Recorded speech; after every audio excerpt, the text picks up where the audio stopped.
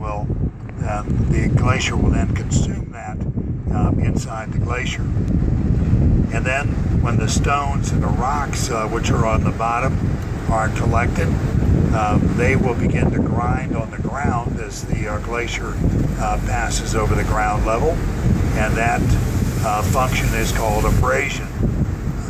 And the rocks will abrade and begin to dig into the ground, which begins to form these valleys here that we see. And then, of course, the bigger the glacier gets, the more grinding and plucking it does, and the more abrasion that occurs. So then as the glacier begins to move down the hill, another thing happens.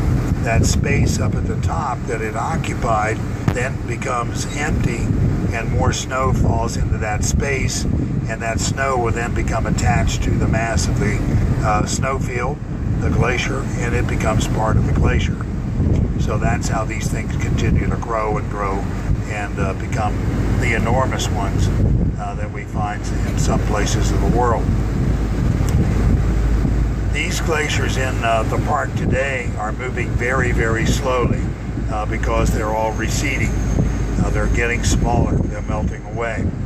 So most of these glaciers will only move at the rate of a half an inch or maybe an inch a day.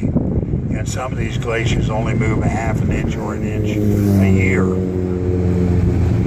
By comparison, there is a massive glacier up in Alaska, several of them up there actually.